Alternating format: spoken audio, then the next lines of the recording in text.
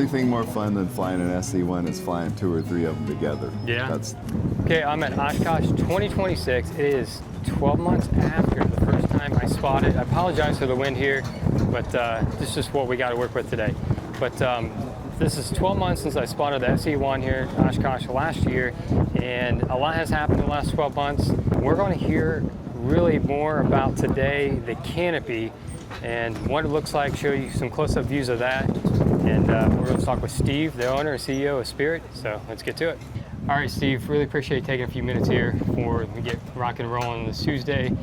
This was a surprise for me today. You have lots of surprises up your sleeve. The canopy, you mean? The canopy. Yeah, or I should say surprise this week. So the canopy looks really nice. I think it's going to be a pretty big hit. It seems like the feedback is everybody wants it. We sort of anticipated that 75 or 80% of SE-1 owners would want to own both canopies because you can switch from one to the other in just a couple minutes. You can hang the open cockpit one on the hangar wall or the trailer wall during the winter and put on the closed and then switch back in the summer. We have not flown the closed canopy yet.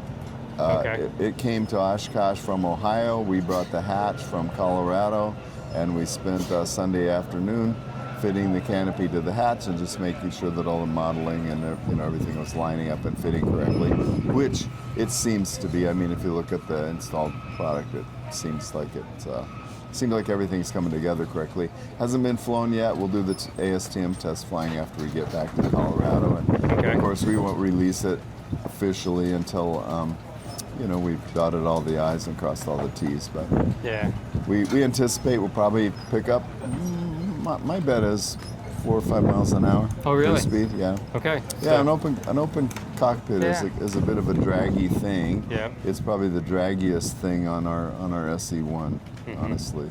It's a pretty clean airplane. Yeah, I don't know why I didn't think of that until now, but that's definitely going to get rid of that turbulent air coming over the... Well, what happens with an open is you have a low pressure there, and literally what's happening is you probably have some air coming up through the landing gear spat fairing, traveling down the root of the wing, and then coming out the open cockpit. And people don't think about this, but airflow inside of an airplane is drag also. It's called internal flow drag. So we're not doing this primarily as a drag reduction. It's a very efficient airplane. It's good fuel economy and gets amazing performance for the amount of power and fuel burn. But we have had quite a few people that say are in a northern climb that say, hey, open cockpit, I don't want to be chilly, so you're giving me a 2 or 3 month a year airplane open cockpit, whereas if I have the closed canopy, I could fly year round. So that's definitely going to help. I guess be a seller point for people having that option. Also, I'll just point out, it's not a new idea. This was part of the concept from the very beginning. Oh yeah. We wanted the readily interchangeable open closed cockpit. Closed canopy version, as well as some other readily changeable things. But we're just we're there now, and we'll let everyone know when it's ready. Yeah, sounds great. Looking forward to seeing it in the air and some nice photos, and really what kind of speed it does make. I mean, I'm really interested to know now what it does. Well, if it slows it down, I'm going to be stunned. Let's put it that way. All right. Well, that's good. It will add a little bit of weight because the full canopy is probably 7 pounds heavier than the open version. Okay. So we won't be increasing the gross weight, so it's going to be a little bit of a weight hit. Okay. To the payload. Yeah, but typically when you have that, you're going to have cooler air and less DA and all that stuff. So it's the performance probably the time you would need it or use it, it's not going to be affected probably too much. That's true. Yeah, that's a good point. Yeah. Yep, that makes sense.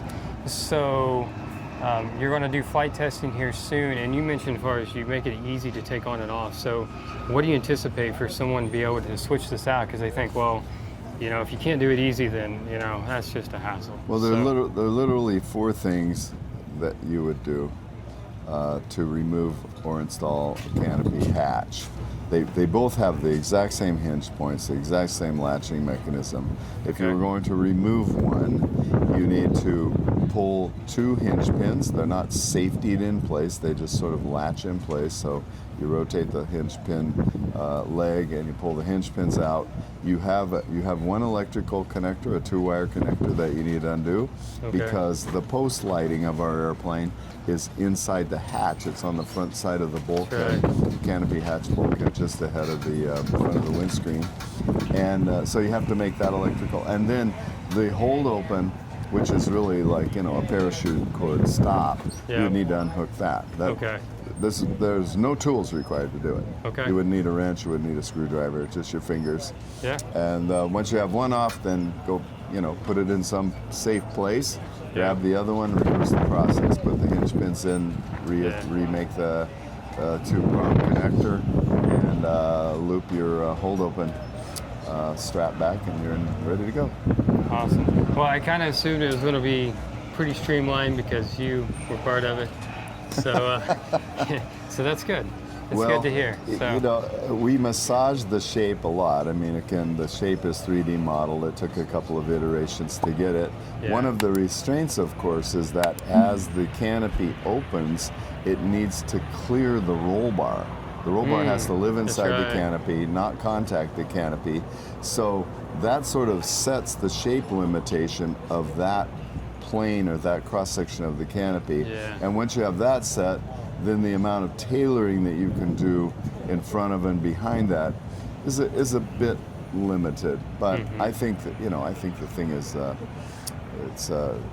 it's pretty to look at. I especially like the frontal, rear, and quarter and rear views of it. I probably like the profile view the least, if you want to be be blunt about it.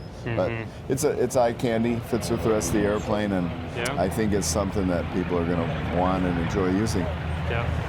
I agree. Looking forward to seeing them be flown around. So before we finish up here, I'm looking over here at the map, and this is a map of the United States that has all the basically kind of direct routes of where different SE-1s have been delivered in the last 12 months, really, right? Less than that.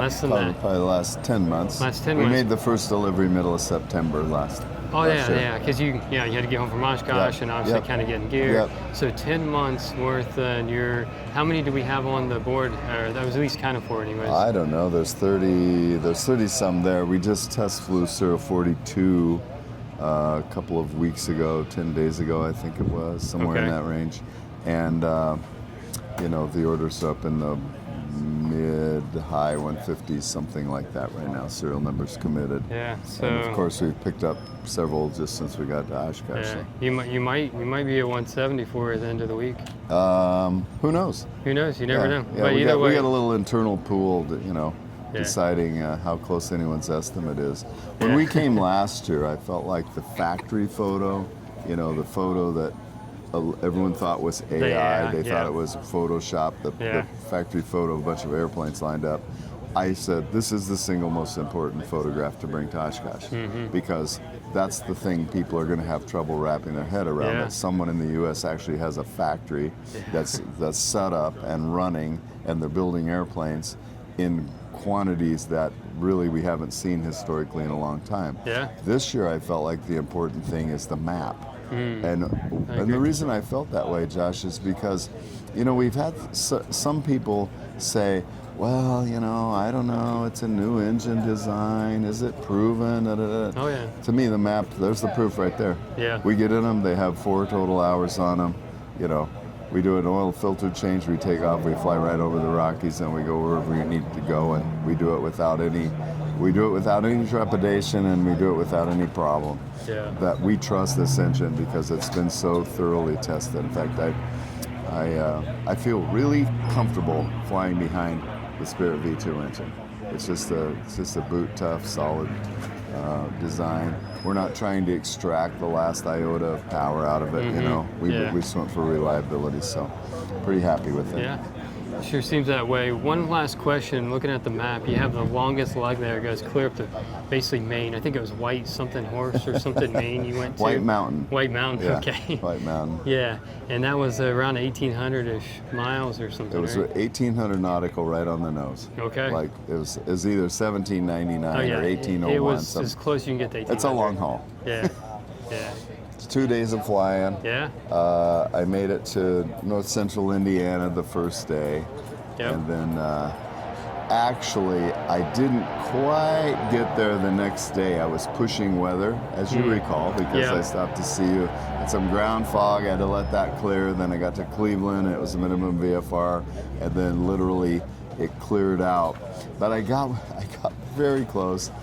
But I was losing light. Losing daylight, I noticed And that, yeah. I was over the Catskills, and that's not a place to fly single engine at night, you know. So I just parked. Made a good judgment and then call. the next morning Yeah. was a very short flight on into Yeah. White Mountains. Yeah. It was So- a fun trip. Yeah. And then I came home from that trip, jumped the airlines home, I went back into Spirit for 2 or 3 days, got another one, and flew it to Seattle. So I literally saw both oceans, you know, Yeah. in a period of about 5 days.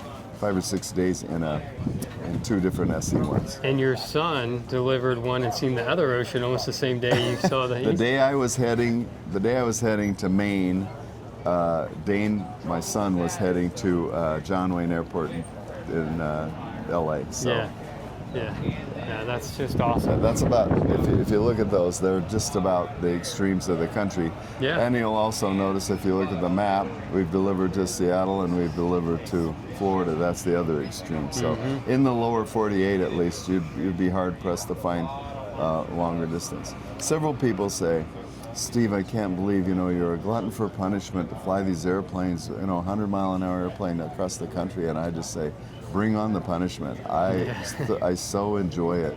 We live in a beautiful place, and seeing it from an SE-1 at, you know, SE-1 speeds, it's just, I never get tired of it. Yeah. I meet new people. I land at airports I've never been at. Yep. Every time you land the airplane, There's always hangar space if you need it. there's hangar space. You know, almost anyone will say, "Oh, the wings fold. Well, here, just stick it in. You know, just stick it in here with my whatever." Or the FBO will say, "Oh, we'll just here, shove it in the door. You know, you can get it back out in the morning." Yeah, it's we didn't design the airplane for traveling, but man, is it fun to travel. Yeah, it's just a blast to travel. Yeah.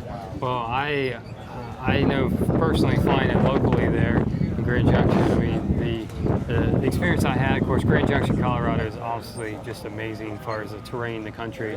But it was honestly one of the most fun flights I've had since a pilot in 24 years. So if you haven't seen that video, I'm sure you can find it on YouTube. Just It was a fun flight. I enjoyed it too. Yeah, yeah. Steve got to chase me. And, That's right. Yeah, it was awesome. So The only thing more fun than flying an SE-1 is flying 2 or 3 of them together. Yeah.